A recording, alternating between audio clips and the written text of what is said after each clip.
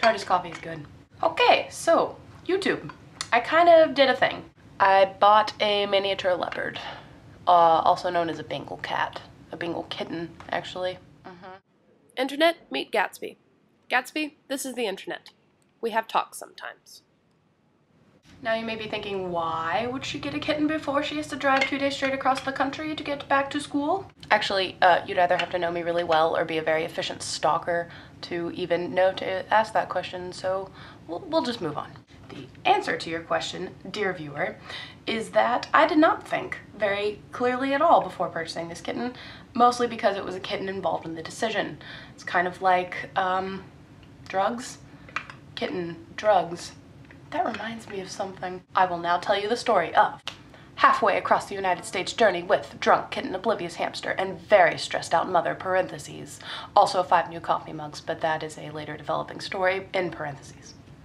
Granted, that last one is not living, but we all know that coffee mugs are very breakable and that they are the vessels by which I get my lifeblood, so kind of important. Yeah. So this little cross-country adventure began with me administering narcotics to my 4-month-old kitten. They came from the vet, I swear, as he likes to yowl and meow very, very, very loudly into my ear because moving vehicle apparently means vocalization. Although a non-moving vehicle apparently is totally fine. So that all was fun. Drunk kitten was drunk, and I filmed it because drunk kitten. Aww. Anne would have been a delightful performer had her health allowed her to learn. Elizabeth looked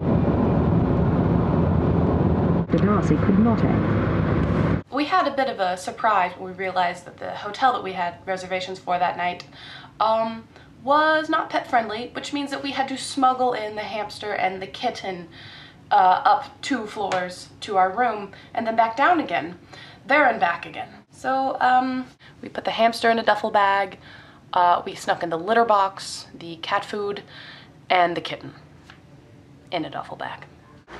Okay, mission cat in bag. It's not like the bag's moving at all. Let's just all create the fantastic brain painting of very nervous, very freaked out mother, the incessantly giggling daughter, taking 4 different trips up to a room with luggage that was the same luggage every single time. And on the last trip, this luggage kind of moved all on its own and also emitted some sounds that sounded probably a bit like meowing. Luggage does that on occasion, doesn't it, right?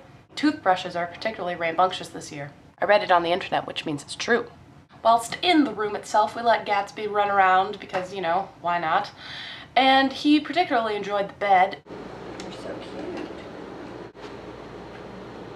He's so adorable.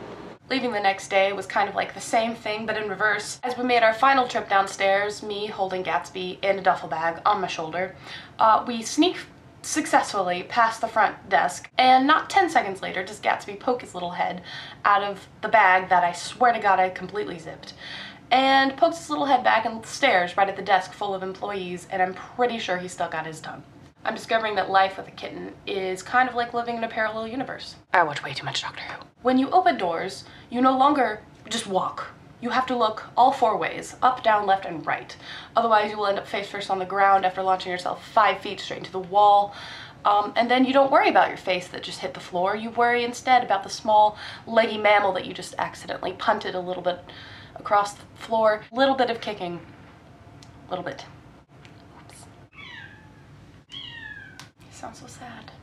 Or after your alarm has just gone off and you've just successfully hit snooze and you're now comfortable, however, kitten is now awake and very hungry. And you can't exactly punch a snooze button on a kitten. Actually, I'm pretty sure that you could, but it would probably be inhumane and not very nice. Kittens are the destroyer of things. Seriously. I bought this for him to perch on. This is why we can't have nice things. How did you even do it? How can something that cute and small be so destructive? I don't understand. Is it bad that I'm taking up basically an entire video to talk about a kitten? Is it also bad that I don't really feel like talking about anything else? I don't think that's bad. I'm just turning into a cat lady prematurely. On an unrelated side note, Doctor Who has started. Yes. I know what I will be doing with my Saturday nights for like the next however many weeks, so I am a crazy party animal. I also just bought a sonic screwdriver Wii remote. What? I'm a nerd, I can't help it. And also kind of a cat lady. Well, I'm gonna go work on my premature old cat lady skills, with my little mini leopard here. Goodbye. Or if your alarm has just gone off and you... Kitten!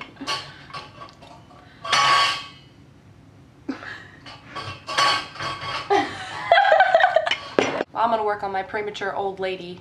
Old lady. Well, I'm gonna go